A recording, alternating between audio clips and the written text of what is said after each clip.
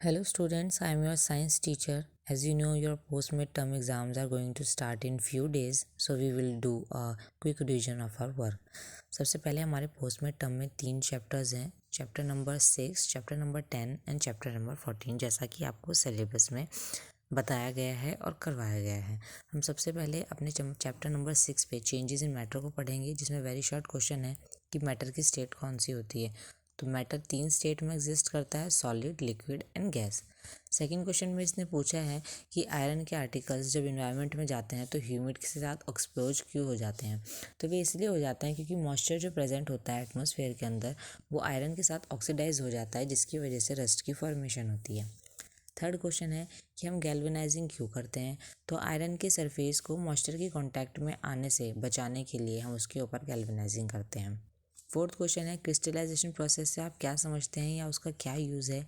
तो impure substances से pure crystal पाने के लिए हम क्रिस्टलाइजेशन प्रोसेस का यूज़ करते हैं, जैसे कि सी वाटर से सॉल्ट बनाने के लिए। अगला है केमिकल रिएक्शन। तो आपको पता है जिस भी रिएक्शन में न्यू सब्सटेंस फॉर्म होते हैं उसे हम केमिकल रिएक्शन बोलते हैं।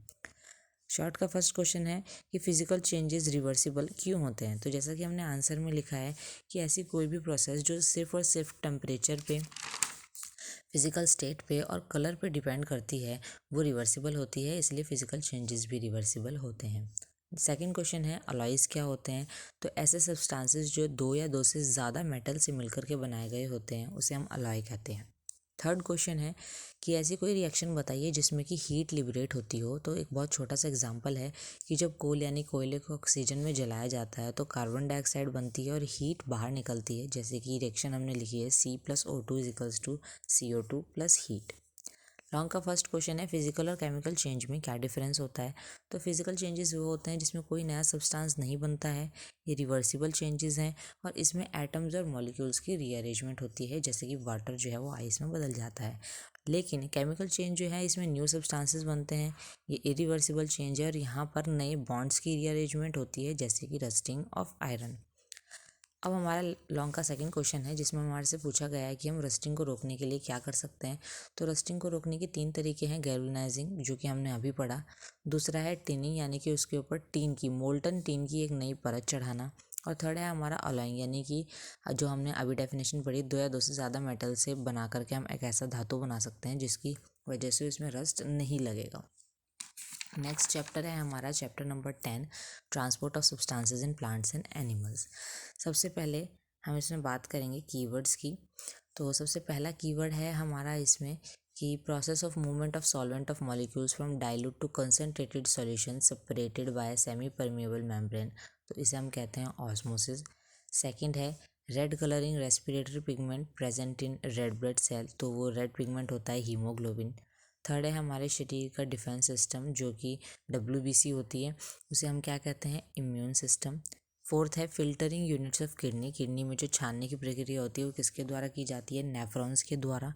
और फिफ्थ है हमारे शरीर से पॉइजनस और हार्मफुल सब्सटेंसेस का रिमूवल क्या कहलाता है, तो वो है डिटॉक्सिफिकेशन। इसमें सबसे पहले डिफाइन है एसेंट ऑफ सैप। तो जाइलम द्वारा जितना भी पानी और मिनरल्स रूट्स से लेकर के स्टेम और लीव्स तक पहुंचाया जाता है, इस प्रोसेस को हम कहते हैं एसेंट ऑफ सैप। नेक्स्ट है हार्ट बीट। तो हार्ट में क्या है, rhythmic contraction and relaxation of heart is called heart beat. उसका लगातार धड़कना क्या कहलाता है, हार्ट बीट कहलाता है। थर्ड है हमारा स्वेट ग्लैंड्स। तो हमारी स्किन के अंदर बहुत छोटे छोटे पोर्स होते हैं जिनके द्वारा पसीना शरीर से बाहर आता है, तो वो जो छोटे छोटे पोर्स हैं उसे हम स्वेट ग्लैंड्स बोलते हैं।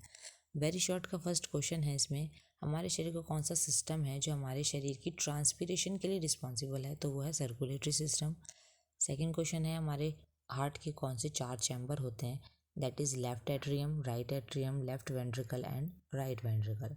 थर्ड क्वेश्चन है हमारे शरीर में कौन सा टिश्यू है जो वस्कुलर बंडल बनाता है, that is xylem and phloem. Next question is what is phloem work, यानी कि फ्लोएम का काम क्या है, तो उसका काम है खाना पहुंचाना प्लांट्स में। फिफ्थ क्वेश्चन है कौन सा चैम्बर है हमारे हार्ट का जो ब्लड को रिसीव करता है, वो है एट्रियम।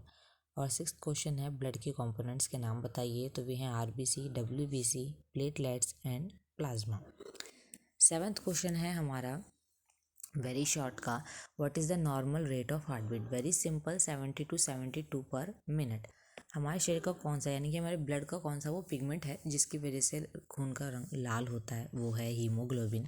डिफाइन एक्सक्रीशन, तो हमारे शरीर का जितना भी वेस्ट है उसे बॉडी से बाहर निकालने की जो प्रोसेस है उसे हम बोलते हैं excretion. 10th question is what is urethra. तो एक बहुत छोटी सी मस्कुलर ट्यूब है जो हमारे शरीर से यूरिन को बाहर निकालती है यूरिनरी ब्लैडर के द्वारा, उसे हम कहते हैं urethra. What is where is kidney located in human body, तो ये हमारे वेस्ट से जस्ट ऊपर लोकेटेड होती है कोई से भी साइड में वर्टिबुलर कॉलम में। शॉर्ट का फर्स्ट क्वेश्चन है कि ट्रांसपोर्टेशन जो है वो क्यों नेसेसरी है, तो क्योंकि लिविंग बींग्स यानी कि प्लांट्स को भी और एनिमल्स को भी न्यूट्रिएंट्स की और ऑक्सीजन की बहुत ज़रूरत होती है और उससे उन्हें एनर्जी लेनी होती है। तो इस एनर्जी को प्राप्त करने के लिए ट्रांसपोर्टेशन ऑफ मटेरियल्स हमारे लिए बहुत ज़्यादा नेसेसरी होती है। अब है हमारा second question, what is the difference between transpiration and translocation. तो ट्रांसलोकेशन का मतलब है कि ग्रीन लीव्स द्वारा जितना भी फूड प्रिपेयर किया जाता है वो फोटोसिंथेसिस द्वारा बनाया जाता है और वो स्टोरेज ऑर्गन्स में पहुंचा दिया जाता है जहां से वो बाकी पार्ट्स तक पहुंच जाता है, इसे हम बोलते हैं ट्रांसलोकेशन। लेकिन ट्रांसपिरेशन का मतलब है प्लांट्स के जो एरियल पार्ट्स होते हैं यानी कि जो पत्तियाँ होती हैं उनके ऊपर जो वाटर वेपर्स आ जाती है उसे हम ट्रांसपिरेशन बोलते हैं। थर्ड क्वेश्चन है वाइट ब्लड के हमें इंपॉर्टेंट फंक्शंस बताने हैं। तो पहला फंक्शन तो वाइट ब्लड का यही है कि वो किसी भी डिसीज़ के कीटाणु को, माइक्रो ऑर्गेनिज्म को हमारे शरीर में आने से रुकता है और अगर भी हमारे शरीर में आ जाते हैं तो उनसे लड़ता है यानी कि वो एंटीबायोटिक की तरह हमारे शरीर में काम करता है। फोर्थ क्वेश्चन है हमें आर्टरीज और वेन्स में डिफरेंस बताना है। तो आर्टरीज थिक इलास्टिक वॉल है, वो अपने अंदर ब्लड को कैरी करती है हार्ट से लेके सारे बॉडी पार्ट तक और ये डीपली प्लेस है यानी कि हमारी स्किन के बहुत नीचे प्लेस है। लेकिन जो वीन्स है ये इसमें कोई इलास्टिक वॉल नहीं होती है और ये हमारे बॉडी पार्ट से लेकर वापस हार्ट तक ब्लड को कैरी करती है और ये हमारे स्किन के सबसे ऊपरी भाग में प्रेजेंट होती है। नेक्स्ट क्वेश्चन है क्या होगा अगर एक्सक्रीटरी वेस्ट इकट्ठा हो जाएगा हमारी बॉडी में और बाहर नहीं जाएगा। तो अगर ऐसा हो जाता है तो हमारे शरीर में एक तरीके का जहर फैल जाएगा जिसकी वजह से इवेंचुअली इंसान की मौत भी हो सकती है। एक्सक्रीशन में और इजेशन में क्या अंतर है, तो एक्सक्रीशन तो हमने अभी पढ़ा, लेकिन इजेशन का मतलब है वो सारे मटेरियल का डिस्चार्ज इजेशन के अंदर जो कि अनडाइजेस्टेड फूड मैटर होता है यानी कि अनपचे खाने को बाहर निकालना। How does water move up in tall trees, लंबे पेड़ों में वाटर कैसे मूव करता है। तो कंटिन्यूटी ऑफ वाटर यानी कि लंबे पेड़ों में जो वाटर है वो जाइलम के द्वारा ऊपर पहुंचता है। तो जाइलम बहुत इंपॉर्टेंट है पानी को मूव करवाने के लिए। हमारा पहला लॉन्ग क्वेश्चन है prove experimentally that conduction of water takes place through the xylem, जो कि हमारे लिए इतना इंपॉर्टेंट नहीं है पर आपको कराया गया है, आप अच्छे से समझेंगे प्रैक्टिकल के द्वारा कि कंडक्शन ऑफ वाटर जाइलम के थ्रू कैसे होता है। इसमें आपको 4 पॉइंट लिखने हैं, ठीक है। सेकंड क्वेश्चन है आपका describe the internal structure of human heart, this is important. तो हमको ह्यूमन हार्ट के स्ट्रक्चर बतानी है। तो जो ह्यूमन हार्ट है वो हमारे चेस्ट के बिल्कुल बीचों बीच लोकेटेड होता है, लेकिन वो थोड़ा सा लेफ्ट में टिल्टेड है, इसलिए हम उसको कह देते हैं कि जो हार्ट है वो थोड़ा सा लेफ्ट में आता है। अगर हमारे पूरी लाइफ टाइम में जो हमारा हार्ट है वो 2.5 बिलियन बार धड़कता है और ये 4 चैम्बर से मिलकर बना होता है। वो 4 चैम्बर कौन से हैं, left atrium, right atrium, left ventricle and right ventricle. ये हमेशा पंप करता रहता है और इसका हार्ट रेट हमने अभी पढ़ा है 70 to 72 पर मिनट। ये क्या है, मस्कुलर लोअर चैम्बर है यानी मांसपेशियों से बना है। In total the human heart has 4 separate chambers और आपको ये डायग्राम बनाना है हार्ट का जिसमें कि 4 चैम्बर्स को अच्छे से दिखाया गया है। This is the internal structure of human heart. I hope आप लोगों को समझ में आया होगा। Third question is list the part of human urinary system and the right the function of each part. तो पहला पार्ट है इसका किडनी, ठीक है। किडनी हमने अभी पढ़ा है, 2 bean shaped reddish brown kidneys located on either side of the vertebral column just above the waist. Second is ureters, ureters 2 tubes होती है जो कि दोनों किडनी में से पास होती रहती है। थर्ड है urinary bladder, muscular sac like बोरी जैसे स्ट्रक्चर होती है जहाँ से यूरिन टेम्परली हमारे शरीर में स्टोर होता है। और लास्ट है urethra, a short muscular tube the urethra, ठीक है। हमने पढ़ा बहुत छोटी सी ट्यूब होती है यूरीथेरा।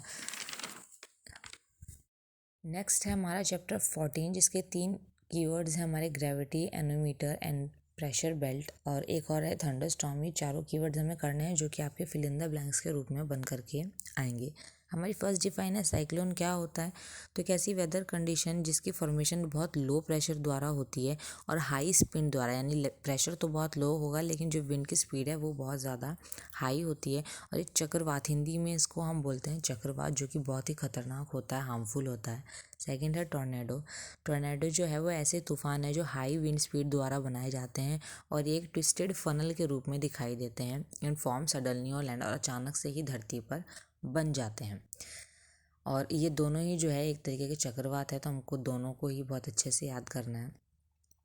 सेकंड है हमारा वेरी शॉर्ट क्वेश्चंस, हमारे 4 वेरी शॉर्ट क्वेश्चन है इस चैप्टर में। फर्स्ट है what is air pressure, the force exerted on to a surface by the weight of the air is called air pressure. Second question is how is air pressure affected with changes in altitude, तो जैसे ही altitude यानी ऊंचाई बढ़ जाती है air pressure घट जाता है यानी कि लो हो जाता है। थर्ड क्वेश्चन है what is the effect of heat on land masses during day night cycle, तो land get heated faster during the day light, यानी कि दोपहर में, दिन में वो गर्म हो जाता है लेकिन जैसे जैसे दिन छिपता है वैसे वैसे वो अपनी हीट को लूज़ करता रहता है। फोर्थ क्वेश्चन है हाउ आर स्टॉर्म्स कॉज्ड, तूफान कैसे आते हैं। Storms are caused when a centre of low pressure develops with the system of high pressure surrounding it, यानी कि जब बहुत ज़्यादा लो प्रेशर हो जाता है उसके आसपास प्रेशर बहुत हाई होता है तब तूफान बन जाते हैं।